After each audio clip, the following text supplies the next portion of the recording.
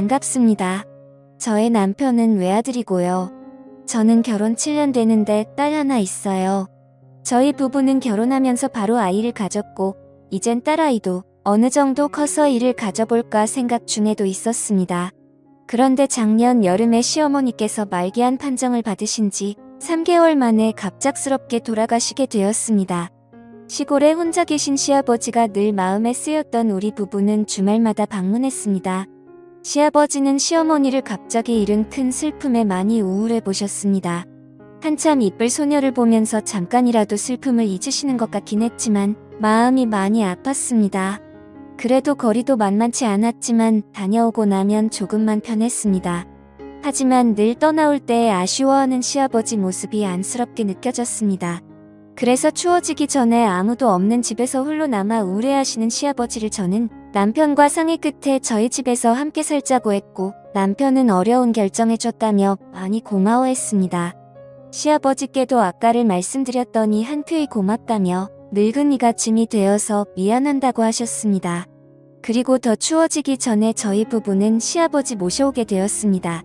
시아버님은 함께 살기 시작하면서 저희 딸과도 잘 놀아주셨고 종종 환하게 웃으시며 행복해하시는 것 같았습니다.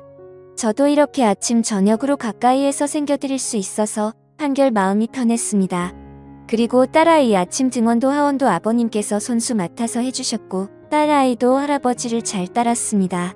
그래서 저도 서서히 일을 알아보려는 욕심도 생겼고 그저 아버님께 올려 감사했습니다.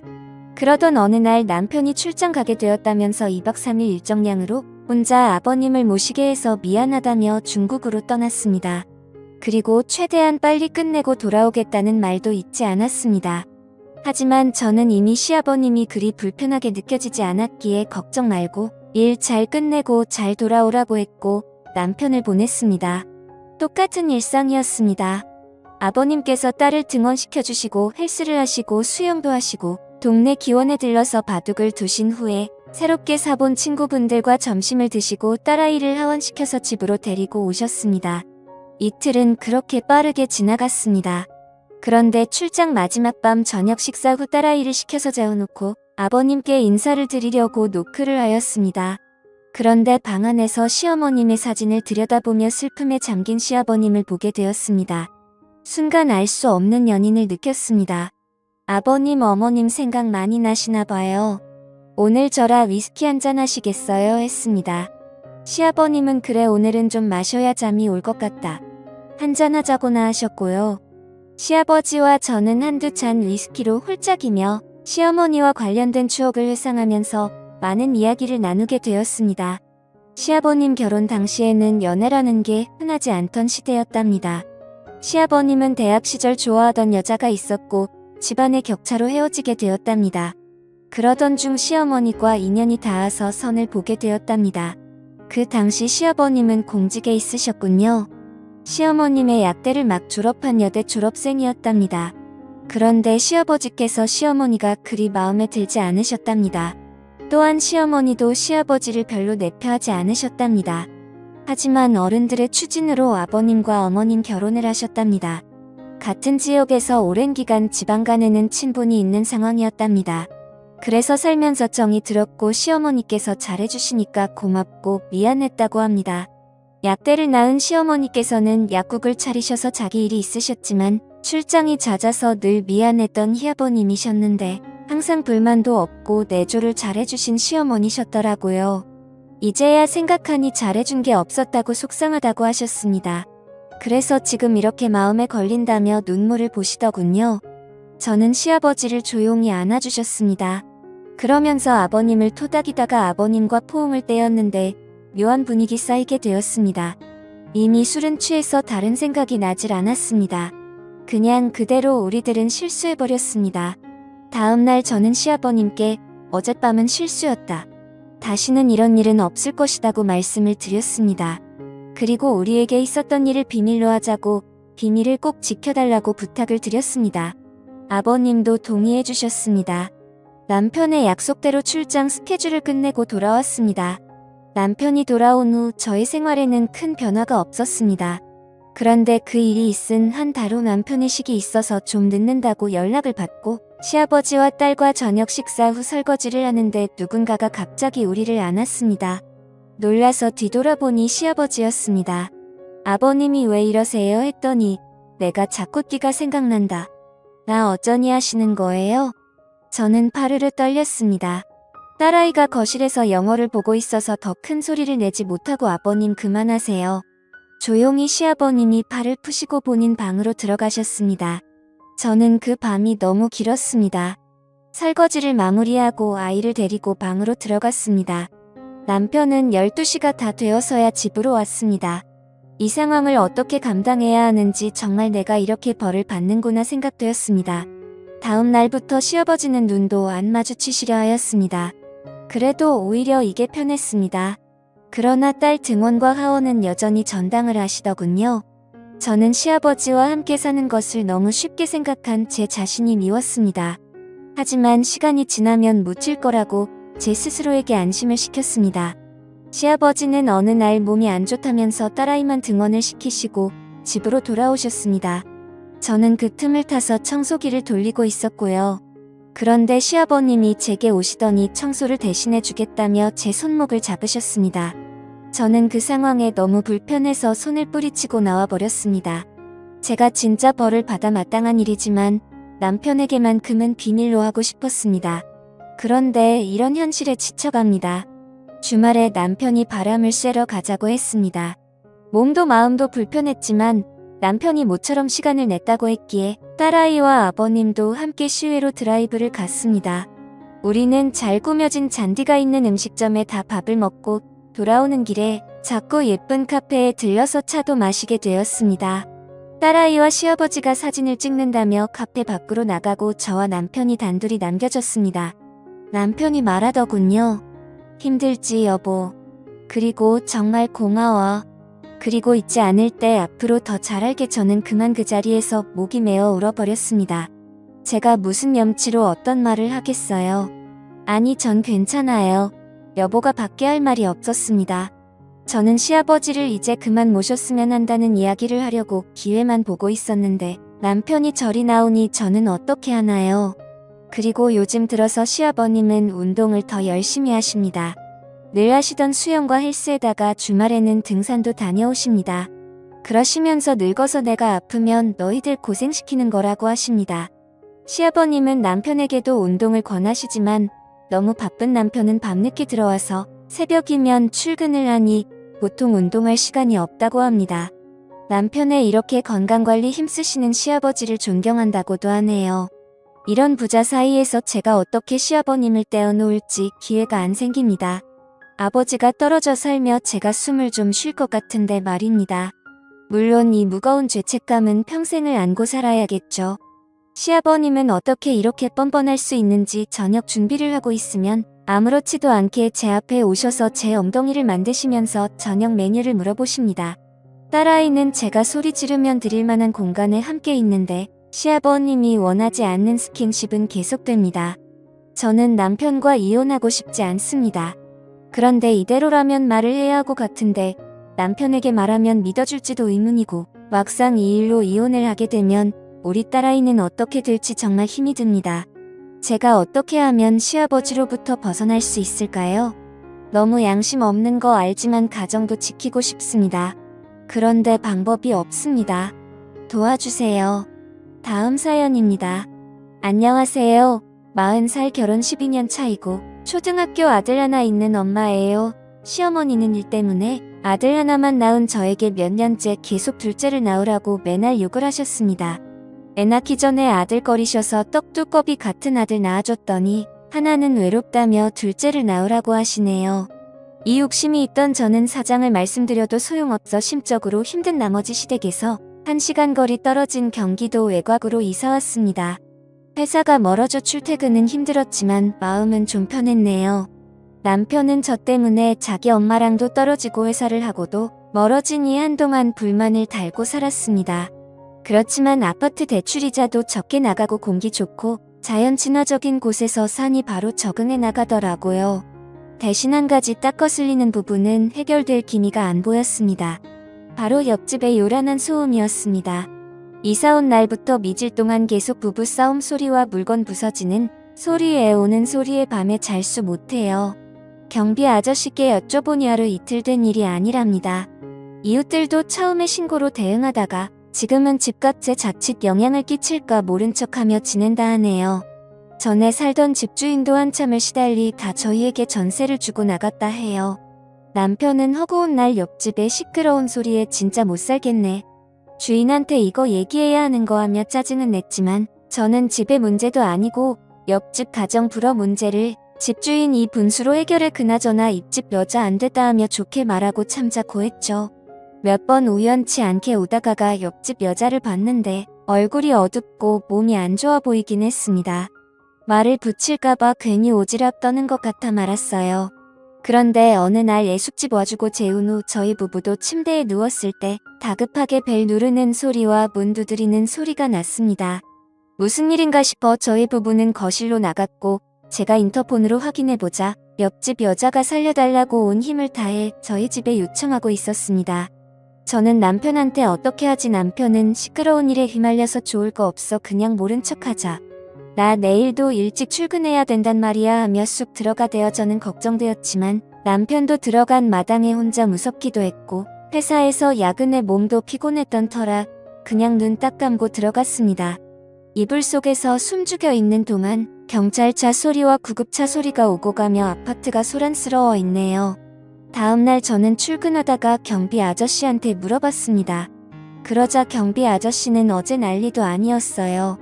애 아빠가 애 엄마한테 심하게 폭행을 했나 보더라고요. 애가 난리던 중에 다쳤나 본데 옆집인데 모르셨어 이러는데 괜히 마음이 찔리고 안 좋더라고요. 옆집도 우리 아들 또래 딸 하면 키우는 것 같았는데 부부싸움에 아이까지 다쳐다니 모른 척했다는 죄책감일 거군요. 오다가가 옆집을 신경 썼지만 절간같이 한동안 조용했습니다. 일주일 정도 지났을 때 퇴근하고 집에 도착했는데 엘리베이터에서 옆집 여사장 딱 맞췄네요. 아마 그날 다친 듯 팔깁스를 하고 있더군요. 기분상이었던지 여자는 저를 노려보는 것 같았지만 제가 시선을 느끼고 마주보자 말을 걸었습니다. 얼마 전에 이사 오신 저희 이웃분 맞으시죠? 저번에 제가 문 두드리는 거 모르셨어요. 인사폰 받는 소리가 나서 도와주실 줄 알았거든요. 원망이 섞인 옆집 여자의 말을 전 무조건 놀랍과 자각됐습니다. 아이 얘기를 들었다며 아이는 괜찮냐고 말을 돌려 물었죠. 옆집 여자는 유감스럽게 말했네요. 저울 막아주려다 머리를 좀 다쳐서 병원에 입원했어요. 못난 부모 만나 마음도 많이 갇힌 것 같아 정신과 치료도 같이 받기로 했네요. 입집 여자의 남편은 경찰에서 가정폭력 혐의로 접근 금지 명령을 받았지만 불안하기만 하다 하면서 눈시울을 붉히는데 같은 여자로서 마음이 짠하더군요. 여자 팔자 뒤움밭 팔자라고 남자 잘못 만나면 인생절이 꼬이니 제 처지와 비교되며 전 행복하다고 느꼈네요. 그런데 엘리베이터에서 내리자 시어머니가 문 앞에 계시더라고요. 어머니 어떻게 연락도 없이 오셨고요. 하니 시어머니 한숨을 길게 쉬며 다들 바쁜지 연락이 안 돼서 너희 퇴근 시간에 맞춰 무작정아 기다리고 있었다. 다음엔 집안에 들어와 있게 비번 좀 다오하며 요구하시더군요. 제가 일단 모른 척하며 들어가자 하지 옆집 여자가 말을 끼어들며 안녕하세요. 언니 시어머니신가 봐요. 저 옆집 살고 있거든요. 저희 집 늘 사람이 있으니까 벨 누르시고 저희 집에 계시다가 가세요. 라고 싹싹하게 되었는데 아니 언제 봤다고 제게 언니라고 하는지 당했네요. 저보다 어린 것 같긴 했는데 오늘 처음으로 말 섞어봤는데 언니 동생 할 사이는 아니지 않나요? 우리 며느리보다 젊어 보이는데 사람 참 살갑네. 혹시 저녁 밥 잡수셨어? 안 먹었음 반찬 넉넉하게 만들어 왔는데 같이 먹어요 하시는데 옆집 여자 기다렸다는 듯 덥석 감사하다고 말하며 저희 집으로 들어왔습니다. 얼마 안 가 남편도 도착했고 어머님과 옆집 여자를 보고 덩달아 당황했지만 내색 않고 다같이 식사를 했습니다. 시어머니가 우연치 않게 옆집 여자 핸드폰 액정을 보고 딸이에요. 딸이 참 야무지게 생겼네. 요새 딸바보는 말도 있다며 아들 녀석은 장가가면 소용없긴 하지 우리 애들도 딸 하나 더 있음 참 좋을 텐데 하며 저를 보시는데 간만에 아이 문제로 곤욕스럽게 만드시더군요. 그것도 옆집 녀석 앞에서요. 누가 엄마 바라기 아니랄까봐. 남편은 그 말을 받아 선한다는 말이 저도요 엄마. 우리 회사 동료가 이번에 늦둥이로 셋째 딸을 낳았는데 애교가 많다고 그렇게 자랑을 하더라고요. 딸이 그렇게 예쁘다면서요. 하고 옆집 여자한테 묻자 여자는 저를 일끗 보면서 자식이 다 귀엽고 똑같죠. 저도 딸 하나라서 아들 있으면 좋을 것 같긴 했는데 포기했어요. 이유에 대해서 궁금하신 시어머니 앞에 본인의 그간 사연을 쏟아내더라고요. 본인이 손버릇이 안 좋아서 신혼 때부터 계속 폭력을 당했다고 합니다. 임신할 때 빼고는 항상 폭력에 노출되어 있었대요. 돈은 잘 벌어다 줘. ATM 기계라는 생각하고 딸 생각에 버텼다는데 살살 이혼해야 한다 한들 경제적 자립 능력이 없어 쉽게 결정할 수 없다 하며 울더군요. 시어머니는 옆집 여자 신세가 가였다며 이웃사촌 좋은 게 뭐겠냐고 저희 부부한테 잘 좀 챙겨 달라고 도와주라더군요. 그때부터 시어머니는 오실 때마다 항상 옆집 여자 있다 저희 집으로 오셨습니다. 남편도 시어머니가 계시니 저보다 일찍 퇴근할 때는 그 집에서 저녁까지 먹고 오는 것 같더라고요. 저도 이웃끼리 친해져서 나쁠 것 없다 생각했지만 맘 한켠이 걸리는 게 불편하긴 했습니다. 어쨌건 저희 가족은 짧은 시간에 옆집 여자는 가까워졌습니다. 시어머니의 아바타인 남편은 어디 놀러갈 때나 외식을 하러 갈 때도 옆집 여자와 딸을 챙겼어요. 언젠가 옆집 여자의 딸이 깜찍한 말을 하더군요. 할머니랑 아저씨가 우리 할머니 고 아빠였으면 좋겠어요.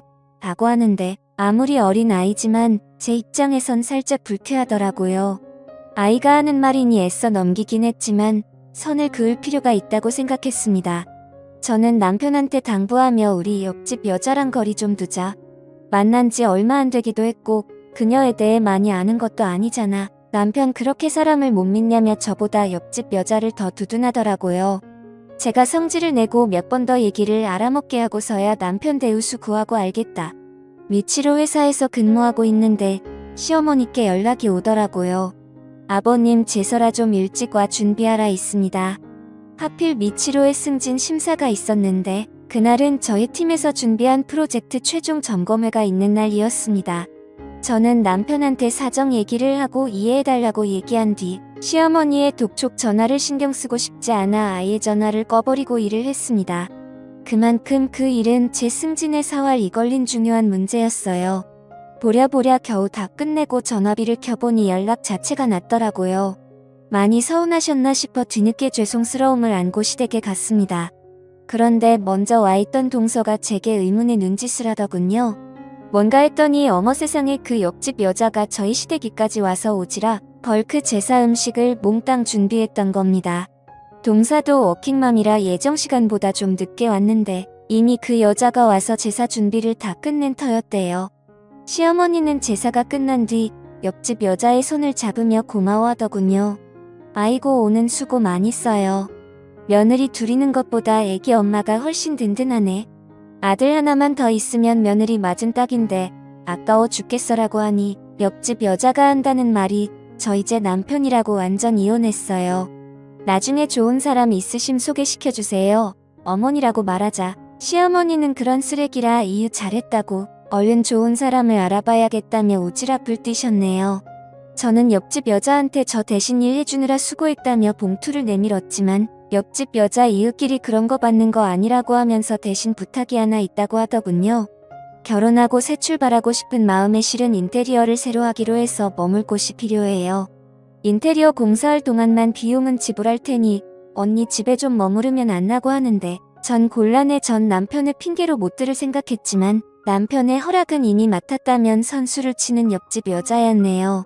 전 좀 찝찝하긴 했지만 어차피 저랑 남편 낮에는 회사간 이따 시간은 비어있을 테고 저희의 아이 어린이집에 맡기고 찾아오는데도 알아서 해준다 해서 마지못해 생각했습니다. 옆집 여자랑 동거를 시작한 처음은 생각보다 너무나 만족했어요. 각자의 아이들도 너무 잘 지냈고 제가 야근 있을 때면 애밥까지 다 챙겨주니 부담 없이 일에 몰두할 수 있었습니다. 집안일도 깔끔하게 잘하고 차라리 이참에 가서 도우미로 부탁 좀 해볼까 생각도 있어요. 전 덕분에 목표했던 승진을 하게 되었고 승진하자마자 외국에 출장을 일주일 정도 다녀오게 되었습니다. 뾰루퉁할 줄 알았던 남편은 의외로 밝은 기색으로 저한테 건강하게 잘 다녀오라더군요. 옆집 여자도 아이 걱정 말고 잘 다녀오라고 하는데 이런 얘기 그 말이 왜 그토록 불안했던지 나중에서야 알게 되었습니다. 전 외국에서 회사에 대해 일절 마친 후 비행기 오버부킹으로 직항을 타게 되면서 예상 시간보다 일찍 한국으로 도착하게 되었어요. 손에는 연세점에서 산 남편과 옆집 여아이들 선물이 치워져 있었습니다. 집에 도어락을 여의 신발장 앞에 여자 슬리퍼 한 켤레 있더군요. 그때 새벽 5시였는데 어째서 제 것이 아닌 여자 슬리퍼가 거기 있었던 걸까요? 이상하게 집의 공기마저 묘하게 달라짐을 느꼈습니다.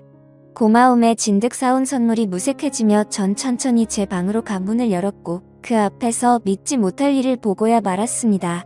둘이 내 방에서 뭐하는 하며 기막힌 소리를 질렀는데 저희 부부 침대 남편과 옆집 여가 같이 누워있는 게 아니겠어요. 제가 예상보다 일찍 도착해 미처 파악을 못했던 거죠.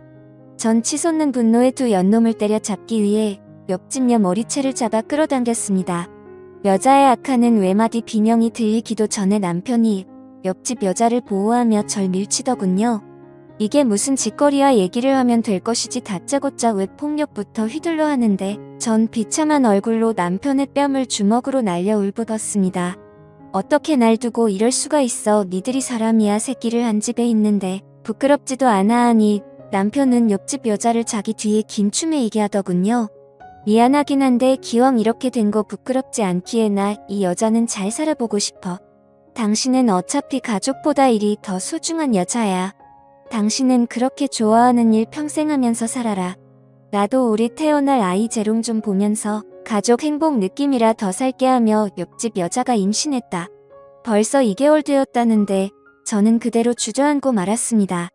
도대체 언제부터 그런 사이냐고 걱정이 무너져 울었더니 그건 이제 와서 알 필요 없다면 무조건 이혼하자 합니다. 옆집 여자는 뻔뻔스럽게 입을 놀리더군요. 언니가 싫어하시는 제사나 집안에 아이 낳는 것까지 제가 책임질 테니 언니가 가정 그냥 쳐주시고 원하는 것 찾아가세요 라고 하는데 저 무려 으악등년을 잡아서 치기 위해 덤벼들었으나 남편의 제지에다가 떨어져 한없이 울기만 했습니다. 나중에 알고 보니 옆집 여는 예전에 자기가 도와달라 배를 눌렀을 때 제가 자기와 딸을 모른 척한 것에 대해 앙심을 품고 있더라고요. 남편이 중간에서 무슨 말을 했던 모양입니다. 정작 모른 척하자 그런 건 남편이었는데 아기사 옆집 여자는 어차피 스스로에게 가정배선 핑계며 변명일 뿐일 텐데 그 여자한테는 제가 그런 여자란 게 마음이 편하겠죠. 사이에 시어머니가 연락이 왔더라고요. 좋은 게 좋은 거라는 말 알지 나는 새로 태어날 손주도 보고 싶고 이제 일하는 며느리 말고 가정 덕 유면을 보고 싶다. 나도 생전 우리 아들 대접받고 기쁘는 것은 보자. 이번엔 네가 양보해라. 뭘 양보해요. 제 가정을요 어머니한테 가정이 굳게 양보가 되는 건 가요. 그래도 어쩌겠니. 애까지 가진 마당에 네가 물러서야지. 나한테는 손귀한 집안의 둘째 품은 귀한 아이다 하시는데 저는 싱후를 비웃었네요. 저 죽어도 이혼 못해 죽어요. 그냥 평생 참냐꼬리표로 살게 해줄 거예요. 이거 다 녹음되고 있으니 어머니는 이혼 종용하신 걸로 제게 위자료 주실 각오나 하세요. 마침 곁에 계신 친정엄마도 전화 빼서 시원하게 욕 한 사발 해주고 끊어버렸습니다. 저는 변호사를 선임해 남편과 상간녀 시어머니까지 피해 보상 위자료 청구 소송을 진행했습니다. 어차피 그지들이라 분할 재산도 없었던 이것들은 이혼도 못하고 생위자료만 뺏기게 생겼으니 서로 탓하고 난리도 아니더라고요. 셋이 모이니 생각보다 거액의 위자료에 즐겁게 했는지 나중엔 잘못했다고 저랑 다시 합치고 싶다는데 알 같지도 않으면 씹어먹어버렸습니다. 제 어디야 뭐 실컷 당해보라지요. 아이도 사생아로 만들어버릴 거예요.